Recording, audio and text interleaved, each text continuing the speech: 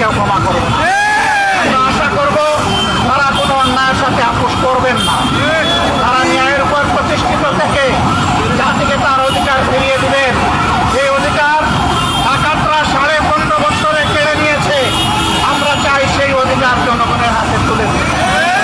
তবে ভাবে কেউ যদি ধামাচাপা দিয়ে খুব কৌশলের আশ্রয় নিয়ে কিছু করতে চান, এই বিপ্লবী জনগণ মানবে না। আজকে 2 দিনের ধারাবাহিক কর্মসূচি তার প্রমাণ। সব কিছুকে উপেক্ষা করে দিন রাত বিপ্লবীরা রাস্তায় ছিল, আর তাদের সাথে আমাদের অন্তরাত্মা পড়েছিল। আমরা সবসময় তাদের সাথে সম্পর্ক রক্ষা করে চলছিলাম। আমরা পরিষ্কার বলে দিতে চাই, জুলাইয়া আবার বৃদ্ধ বনিতা শিশু মা বোনেরা সহ সবাই যেমন রাস্তায় নেমে এসেছিল, আগামী দিনে যেন আর এমন পরিস্থিতি তৈরি না হয় যে আবার আমাদেরকে রাস্তায় নামতে হবে।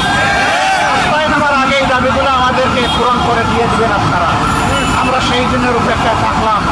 আজকে অধিকার বাস্তবায়নের আয়না ফ্যাসিস্ট আওয়ামী লীগকে নিষিদ্ধ করা, এই দাবিতে যে বীর সন্তানেরা ঢাকা সহ সারা বাংলাদেশে আন্দোলনে ঝাঁপিয়ে পড়েছিলেন, আমি আরেকবার সেই বীরদেরকে বিপ্লবী অভিনন্দন জানাচ্ছি। আমাদের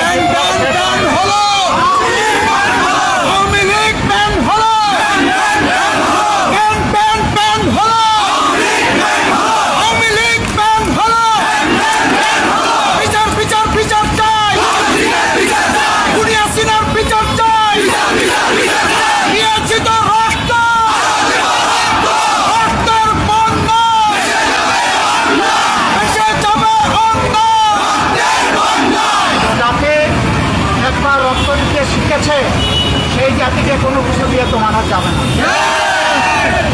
রক্ত আমাদের সন্তানরা দিয়েছে, রক্ত দেওয়ার জন্য আমরা প্রস্তুত আছি। তারপরে ইনশাআল্লাহ এই জাতির অধিকার মহান আল্লাহ সাহায্য নিয়ে আমরা আদায় করে ছাড়ব। সবাইকে বিপ্লবী অভিনন্দন। আজকের মতো এখানেই শেষ। রাজপথে আন্দোলনে